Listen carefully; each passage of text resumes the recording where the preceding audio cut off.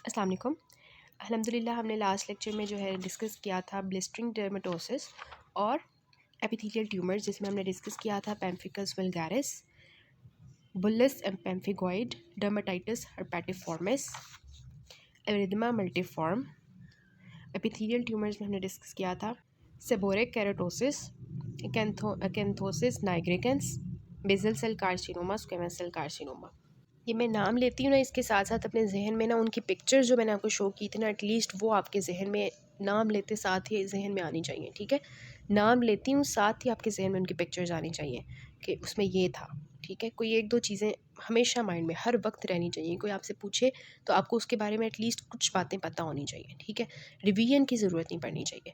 So disorders of pigmentation and melanocytes में सबसे पहले हम बेसिक प्रिंसिपल्स देखते हैं कि मेलानोसाइट्स जो होते हैं वो अल्लाह ताला ने क्या बनाए होते हैं। इस तरह का मेलानोसाइट होता है, उसका एक न्यूक्लियस होता है प्यारा सा, और दरमियान और इर्द गिर्द जो है साइटोप्लाज्म होता है, और इसके इस तरह के प्रोसेसेस निकले होते हैं। ये जो मेलानोसाइट होता है ना, इसके अंदर ये देखें, ये ब्लू कलर का आपको मेलानोसाइट दिखाया हुआ है। इसमें ये जो गोलू गोलू से नज़र आ रहे हैं, दीज आर द मेलानो जो हमारे पास है एक्चुअली मेलानोसोम्स। ठीक है, जिसमें मेलानिन पिगमेंट की प्रोडक्शन हो रही होती है, और ये जो मेलानिन पिगमेंट की पूरी प्रोडक्शन हो जाती है, मेलानोसाइट जब इसको प्रोड्यूस कर लेता है मेलानोसोम्स के अंदर, तो इसको दे देता है किसको, कैराटिनोसाइट को। कैराटिनोसाइट कहाँ होता है, ऊपर की लेयर्स में होता है। ठीक है, ऊपर की लेयर्स में जो कैराटिनोसाइट्स होते हैं उनको देता जाता है, फिर ऊपर की तरफ मेलानिन चला जाता है, वो डिपॉजिट हो जाता है, और हमारी स्किन जो है वो ब्लैक हो जाती है। ये देखिए, इस तरह से हमारा वो मेलानोसाइट होता है, जिसमें इस तरह से इसके माइटोकॉन्ड्रिया होता है, एंडोप्लाज्मिक रेटिकुलम न्यूक्लियस होता है, गोल्जी एप्रेटस होता है, मेलानोसोम्स होते हैं जिनके अंदर मेलानिन प्रोड्यूस हो रहा होता है,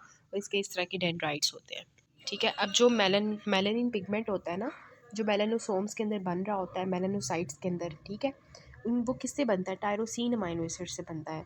और कौन सा एंजाइम हेल्प करता है, टायरोसिनेज एंजाइम। ठीक है, this is very important because आगे हम एक डिजीज़ पढ़ेंगे जिसमें ये टायरोसिन एंजाइम नहीं होगा, टायरोसिनेज एंजाइम, और उसमें क्या होगा कि मेलानिन की प्रोडक्शन नहीं हो रही होगी ऐसे लोगों में, और जो है वो बहुत ज़्यादा वाइट हो जाएंगे। ठीक है, और उस डिज़ीज़ का आपको पता भी होगा, आगे हम उनका नाम भी देख लेंगे। सो बेसिक प्रिंसिपल्स में देखें कि मेलानोसाइट्स जो है स्किन पिगमेंटेशन के लिए रिस्पॉन्सिबल होते हैं, बेसल लेयर ऑफ एपिडर्मिस में ये प्रेजेंट होते हैं। किससे ड्राइव होते हैं, ये भी आपको पता होना चाहिए कि ये न्यूरल क्रस्ट सेल से सिंथेसाइज होते हैं, ड्राइव होते हैं। मेलानिन जो है वो हमारे पास सिंथेसाइज मेलानिन मेलानोसोम्स, ठीक है, with tyrosine as a precursor molecule, और फिर मेलानोसोम्स किसको दे देते हैं, कैराटिनोसाइट्स को दे देते हैं मेलानिन। फिर आती है हमारे पास डिजीज़ विटिलाइगो। विटिलाइगो क्या होता है कि एक हिस्से से जो है ना हमारे पास स्किन पिगमेंटेशन ख़त्म हो जाए, उसको हम कहते हैं विटिलाइगो। ठीक है, क्यों होती है, क्योंकि मेलानोसाइट्स जो हमने देखे हैं ना, उनकी बेचारों की ऑटो इम्यून डिस्ट्रक्शन शुरू हो जाती है उस हिस्से से। ये देखें, सारा उसका हिस्सा ब्लैक है, यहाँ से पीछे से वो सारा ब्लैक है, आगे से भी उसकी स्किन का कलर कुछ और है, और ये इतना सा पैच ऑफ एरिया है स्किन का जिसमें ऑटोसोमल डिस्ट्रक्शन हो गई है मेलानोसोम्स की, सॉरी मेलानोसाइट्स की, जिसकी वजह से वो वहाँ से वाइट हो गया। तो this is actually the vitiligo के लोकलाइज्ड हमारे पास लॉस होती है स्किन पिगमेंटेशन। फिर दूसरी डिजीज़ आती है एल्बिनिज़म। एल्बिनिज़म में क्या होता है, ये वो तो विटिलाइगो एक लोकलाइज पैच से हो रहा था ना, इसमें ये आइज़ पे भी हो सकता है, और आइज़ और स्किन दोनों में हो सकता है, ऑक्यूलर फॉर्म भी हो सकती है, ऑक्यूलर क्यूटेनियस फॉर्म भी हो सकती है। ठीक है, इसमें क्या होता है, कंजेनिटली ही पिगमेंटेशन नहीं हो रही होती, किस वजह से, टायरोसिनेज की वजह से। ये वो वाला डिजीज़ थी जिसमें मैंने आपको बताया था कि टायरोसिनेज की एब्सेंस होगी, मेलानिन की प्रोडक्शन नहीं होगी टायरोसिन से। ठीक है, और इसकी वजह से क्या होता है, फिर इन पेशेंट्स के हो तो ये वाइट जाते हैं, प्यारे प्यारे, वो जो कहते हैं कि वाइट होना चाहिए हमें क्रीम्स लगा के, लेकिन ये लोग हो तो वाइट जाते हैं, लेकिन इनकी प्रोटेक्शन होती है यूवी बी लाइट से, जो यूवी रेडिएशन से होती है, वो नहीं रहती। ठीक है, जिसकी वजह से इनको रिस्क होता है of the squamous cell carcinoma, basal cell carcinoma and the melanoma. ठीक है, तो कैंसर्स का रिस्क इन लोगों में ज़्यादा हो जाता है। This is a patient of the albinism, जिसमें देखें वाइट, सारे उसके बाल भी वाइट हैं और सब कुछ overall white, same albinism. Next is the freckle. Freckle क्या होता है, देखिए मैंने आपको बताया था कि मेलानोसाइट्स होते हैं ना, ठीक है, और उनके अंदर क्या होते हैं, मेलानोसोम्स होते हैं। तो इसमें क्या होता है कि मेलानोसोम्स जो होते हैं ना, उनका इंक्रीज़ नंबर हो जाता है। कभी भी नहीं कहना कि मेलानोसाइट्स इंक्रीज़ हो जाते हैं, मेलानोसोम्स इंक्रीज़ हो जाते हैं, जिसकी वजह से फ्रेकल्स बन जाते हैं जो स्मॉल टैन ब्राउन कलर के होते हैं, और जैसे ही सनलाइट के साथ एक्सपोजर होता है तो वो और ज़्यादा ब्लैक हो जाते हैं। So these are the freckles on the skin, also known as ephelis. Small tan to brown macule है, और सनलाइट के एक्सपोजर से डार्कन हो जाते हैं, मेलानोसोम्स के इंक्रीज नंबर हुआ होता है इनमें। देन आता है मेलाज्मा। मेलेज़मा क्या होता है कि this is a soft skin, बिल्कुल ठीक है। और ये एक्चुअली क्या होता है कि जो चीक होती है ना, ये वाला एरिया होता है मोस्टली चीक का, यहाँ पे हाइपर पिगमेंटेशन होती है मास्क लाइक, ठीक है। और ये कब होती है? प्रेगनेंसी के अंदर, या फिर जो वुमेन जो हैं ओरल कॉन्ट्रासेप्टिव्स यूज़ करती हैं उनके अंदर मेलाज़मा हो जाता है like this, okay. So melasma is what? It is mask-like hyperpigmentation of the cheeks associated with the pregnancy and oral contraceptives. Then हम टू टर्म्स पढ़ेंगे, नेवस एंड मेलानोमा।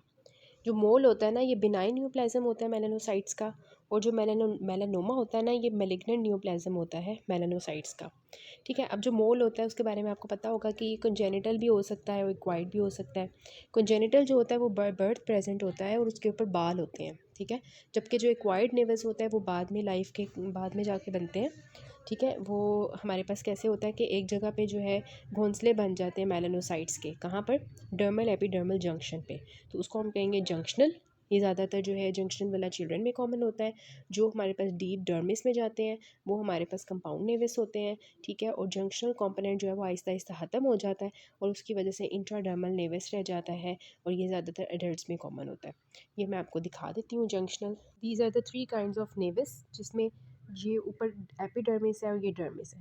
जो इसके जंक्शन पे नेविस बनता है, कलेक्शन ऑफ द मेलानोसाइट्स हो जाती है एक जगह पे, घोंसले बन जाते हैं मेलानोसाइट्स के डर्मल एपिडर्मल जंक्शन पे, उसको हम जंक्शनल नेविस कहते हैं। ये चिल्ड्रन में कॉमन होता है, ठीक है। दूसरा कंपाउंड आता है। कंपाउंड में क्या होता है कि वो जंक्शनल भी होता है लेकिन उससे थोड़ा सा नीचे चला जाता है, ठीक है। तो कंपाउंड में क्या होता है कि वो नीचे की तरफ जाएगा, एक्सटेंड करेगा टू डर्मिस, तो इसको हम कंपाउंड नेविस कहेंगे, ठीक है। आहिस्ता आहिस्ता जो इसका जंक्शनल कंपोनेंट होता है वो ख़त्म हो जाता है और वो अंदर चला जाता है, मतलब कि सिर्फ डर्मिस पे रह जाता है। तो इसको आप कहते हो इंट्राडर्मल नेविस, ठीक है। तो तीन टाइप्स होती हैं नेविस की, मोल्स की। एक जंक्शनल होता है, कंपाउंड होता है, इंट्राडर्मल होता है, ठीक हो गया। जो जंक्शनल जो ये हमारे पास इंट्राडर्मल होता है ये अडल्ट्स में कॉमन होता है, ठीक है। जंक्शनल किस में होता है? चिल्ड्रन में होता है। अडल्ट्स में कौन सा होता है? इंट्राडर्मल होता है। ये देखिए, ये हमारे पास जो है कंजेनिटल नेविस है। कंजेनिटल कैसे पता चला? कि इसके ऊपर बाल है, ये बाल नज़र आ रहे हैं, ये ऐसे ऐसे ये बाल है।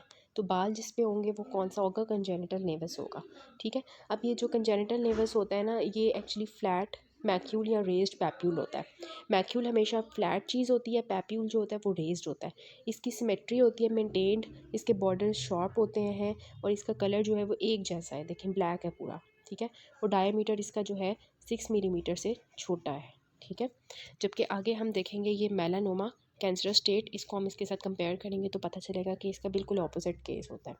अब जो नेवस होता है मोल, अब ये डिस्प्लेजिया इसमें हो सकता है कभी, तो उसको हम डिस्प्लास्टिक में नेवस कह देंगे, और ये प्रिकर्सर होता है टू द मेलानोमा, ठीक है, अगर इसमें डिस्प्लेजिया हो जाए। सो दिस इज़ नॉट, मतलब होता तो है, तिल निकल आते हैं लोगों को, लेकिन ये है कि अगर इतना बड़ा होगा तो ये डिस्प्लेसिया तो हो सकता है। अच्छा, मेलानोमा क्या है? कि मेलिग्नेंट न्यूप्लाज्म है मेलानोसाइट्स का। Most common death cause of death है स्किन कैंसर की। पीछे हमने स्किन कैंसर दो पढ़े थे, बेजल वाला और स्क्वेमस वाला। अब हम मेलानोमा पढ़ रहे हैं। अब जो मेलानोमा है ये most common cause of death है, ठीक है, स्किन कैंसर से। इसके भी वही रिस्क फैक्टर्स हैं। यूवीबी लाइट है जो डीएनए डैमेज करती है, सनलाइट का एक्सपोजर है, एल्बिनिज्म है, और जीरोडर्मा पिगमेंटोसा है। इसके अलावा डिस्प्लेस्टिक जो ऊपर वाला हमने नेवस पढ़ा है वो अगर हो जाए, autosomal dominant disorder characterised formation of dysplastic naevi बन जाते हैं और वो मेलानोमा में कन्वर्ट हो जाता है। अब इसकी जो ABCD एक होती है वो हमने देखनी है। A for asymmetry, B for borders, ठीक है, C फॉर इसका कलर, D फॉर डायमीटर, ठीक है। तो ए फॉर एसिमेट्री है, मींस दैट कि ये जो आपको मेलानोमा नज़र आएगा इसकी एसिमेट्री है, देखें ऐसे ऐसे अजीब किस्म का बना हुआ है, ठीक है। और दूसरा बी फॉर बॉर्डर, बॉर्डर इसका देखें कि कितना इरेगुलर सा मिलेगा आपको, इस तरह से इरेगुलर सा बॉर्डर है ऐसे करके, ठीक है। C for colour is not uniform, यहाँ से ज़्यादा ब्लैक है, यहाँ से थोड़ा सा कम ब्लैक है, तो colour is not uniform. D for diameter, diameter इसका 6 मिलीमीटर से बड़ा है, ठीक है, ये 6 मिलीमीटर से बड़ा डायमीटर हो गया। So this is melanoma. इस तरह से आप इसको कैटेगराइज करते हो, मतलब इसको जो है ना अंडरस्टैंड, मतलब उसको समझते हो कि क्या कहते हैं उसको, आप इसको रिकग्नाइज करते हो, सॉरी, ठीक है। उसमें इसकी जो टू टाइप्स की ग्रोथ होती है, रेडियल ग्रोथ होती है और इसकी वर्टिकल ग्रोथ होती है। दिखा देती हूँ आपको। रेडियल ग्रोथ क्या होती है कि डर्मल एपिडर्मल जंक्शन पे ये जो है ना हॉरिजॉन्टली ग्रो करे, ठीक है, this is the radial growth.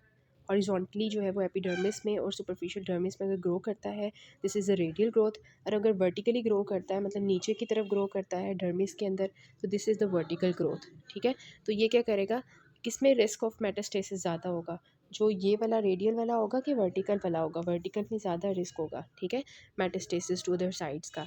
और डेप्थ ऑफ एक्सटेंशन हमें बताती है जिसको हम कहते हैं ब्रेस्लो थिकनेस, कि इंपॉर्टेंट प्रोग्नोस्टिक फैक्टर होता है इन प्रेडिक्टिंग द मेटास्टेसिस। तो ये आपने बुक से रीड कर लेना है, ये लिखा हुआ है कि रेडिकल ग्रोथ रेडियल ग्रोथ क्या होती है, वर्टिकल ग्रोथ क्या होती है। ठीक हो गया। अब इसकी जो है ना फर्दर जो है ना वेरिएंट्स होते हैं मेलानोमा के। एक होते हैं सुपरफिशियल स्प्रेडिंग। जो सुपरफिशियल स्प्रेडिंग होता है ना उसमें रेडियल ग्रोथ जो है वो शुरू में हो जाती है, तो इस वजह से उसका अच्छा प्रोग्नोसिस होता है। जो होता है ना दूसरा एक हमारे पास लेंटिगो मेलिग्ना मेलानोमा। ठीक है, इसकी जो है इसकी भी जो है रेडियल ग्रोथ होती है। ठीक है, इस वजह से इसका भी अच्छा गुड प्रोग्नोसिस होता है। नोड्यूलर वाला जो होता है ना नोड्यूलर, उसकी ना वर्टिकल ग्रोथ होती है, इस वजह से उसका पुअर प्रोग्नोसिस होता है बिकॉज मेटास्टेसिस हो जाता है। ठीक है, तो ये देखें सुपरफिशियल स्प्रेडिंग की अच्छा प्रोग्नोसिस होगा क्योंकि ये जो है रेडियली फैलेगा।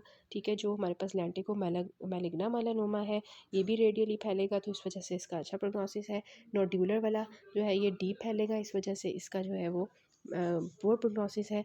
ठीक है, और एक्रल जो लेंटिजिनस है, एक्रल मेलानोमा, ठीक है, ये हमारे पास पाम्स एंड सोल्स पे मोस्टली अराइज करता है, और ये ज़्यादातर जो डार्क स्किन पीपल होते हैं उनमें होता है, और यूवी एक्सपोजर से इसका कोई ताल्लुक नहीं है। ठीक हो गया, तो एक्रल मेलानोमा जो है ना ये होता है। अच्छा, तो ये हो गया। और सबसे पहले आपने क्या देखा मेलानोमा में कि उसकी सिमेट्री है या एसिमेट्रिकल है। तो एसिमेट्रिकल होगी तो वो मेलानोमा होगा, और अगर नहीं होता तो वो मोल होगा। दूसरे नंबर पे आपने देखा कि उसके बॉर्डर कैसे है, तो बॉर्डर उसका अगर इरेगुलर होगा तो वो मेलानोमा होगा, और नहीं होता तो मोल होगा। थर्ड आपने देखा कि वो उसका कलर कैसा है, कंसिस्टेंट कलर होगा तो मोल होगा, और अगर मिक्स्ड कलर है तो फिर मेलानोमा होगा। फिर आपने देखा उसका साइज़ 6 मिलीमीटर से ज़्यादा होगा तो मेलानोमा होगा, छोटा होगा 6 मिलीमीटर से मोल होगा। ये आपने रीड कर लेना है, radial growth, vertical growth, superficial spreading, lentigo maligna melanoma, nodular and acral lentiginous. ठीक है, फिर हम बात करते हैं infectious disorder. First of all is a impetigo.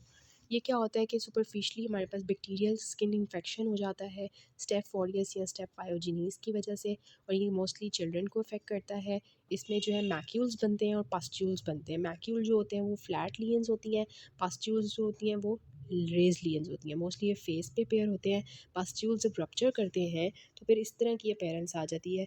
इसको हम कहते हैं हनी कलर्ड सीरम, मतलब हनी कलर्ड अपेयरेंस आ जाती है, ड्राई क्रस्टेड अपेयरेंस आती है। This is the impetigo. So impetigo is word superficial bacterial skin infection cause by staph aureus staph pyogenes. Children में कॉमन है।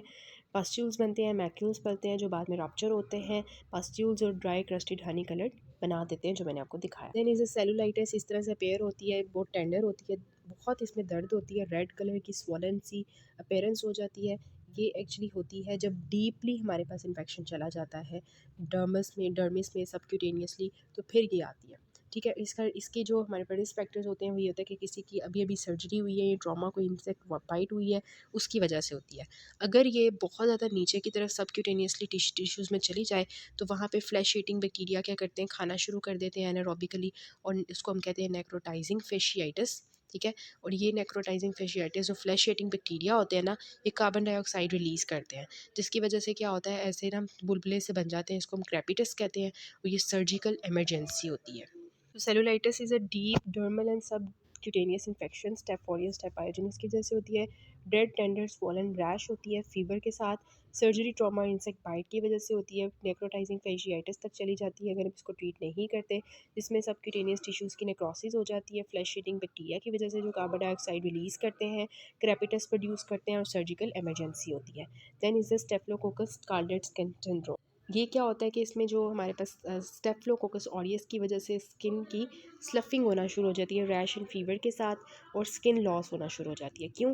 क्योंकि जो बैक्टीरिया होता है ये प्रोड्यूस करता है exfoliative toxins A and B, जिसकी वजह से क्या होता है स्ट्रेटम ग्रेनुलोजम जो है हमने देखा था, सबसे नीचे लेयर बेजेल होती है, फिर स्पाइनोजम होती है, ग्रेनुलोजम होती है, और ऊपर कॉर्नियम होती है। तो जो ग्रेनुलोजम लेयर होती है उसकी एक्चुअली एपिडर्मोलाइसिस हो जाती है इन टॉक्सिन्स की वजह से, और फिर स्कारलेट स्किन सिंड्रोम होता है। This is actually the scolded skin syndrome. अब इसे हमने ना डिफ्रेंशिएट करना होता है टॉक्सिक एपिडर्मलाइसिस से। वो हमने देखा था ना पीछे, वो जो ड्रग्स की वजह से हो रहा था, और वो भी इसमें उसमें भी स्किन इस तरह की उतर रही थी। लेकिन जो टॉक्सिक हमारे पास था एपिडर्मल नेक्रोलाइसिस, उसमें ये था कि वो डर्मल एपिडर्मल जंक्शन पे हो रहा था। लेकिन ये क्या है, ये कहाँ पे है, ये अभी हमने देखा कि जो ग्रेनुलोजम लेयर है वहाँ से स्लफिंग हो रही है, ठीक है। तो वो जो टॉक्सिक वाला था वो थोड़ा डीप था डर्मल एपिडर्मल जंक्शन पे, तो डिफरेंस आपने याद रखना है। फिर ये होते हैं हमारे पास स्किन वॉर्ड्स, जो कि एक्चुअली मोस्टली कॉमन होते हैं हैंड्स एंड फीट पे।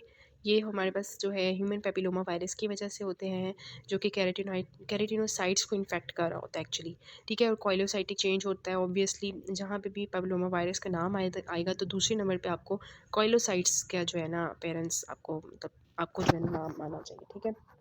ये जो है फ्रेश कलर के पैप्यूल्स रफ सरफेस पे बनाता है, इस तरह से ये पैर होते हैं, इसको हम वेरूसा भी कहते हैं। तो ये एक्चुअली आपने देखा भी होगा, इट्स वेरी कॉमन, ठीक है। उसके बाद दिस इज़ द मोलस्कम कॉन्टेजियोजम, ठीक है, जो कि एक्चुअली होता है पॉक्स वायरस की वजह से, ठीक है। ज़्यादातर बच्चों के अंदर होता है, as you can see in this figure.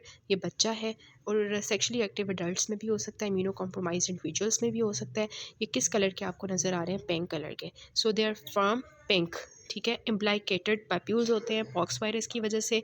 Pox viruses कैरेटिनोसाइट्स को जो है एक्चुअली इन्फेक्ट करते हैं और इस तरह की मोलस्कम बॉडीज़ बनाते हैं। So verruca wart cause by the HPV virus, जो कि कैरेटिनोसाइट्स को इन्फेक्ट करता है, कॉलोसाइटिक चेंज आता है हैंड्स एंड फीट को, और रफ सरफेस पिंक कलर के रेड कलर के पैप्यूल्स बनते हैं, ठीक है। ये फर्म पिंक जो है मोलस्कम कॉन्टेजियोसम होता है, पॉक्स वायरस की वजह से होता है, मोलस्कम बॉडीज़ बनाता है चिल्ड्रन में, sexually active adults, immuno compromised individuals में कॉमन है, ठीक है। इसकी ये देख लें कि ऊपर ये थोड़ी सी फिगर्स हैं, वेरूसा वॉट दिखाया हुआ एक तरफ, और ये मोलस्कम बॉडीज़ हैं एक्चुअली। ये हमारे पास कैरेटिनोसाइट्स को पॉक्स वायरस इफेक्ट करता है, जिसकी वजह से ये मोलस्कम बॉडीज़ बन जाती हैं। This is all about this chapter, अल्हम्दुलिल्लाह।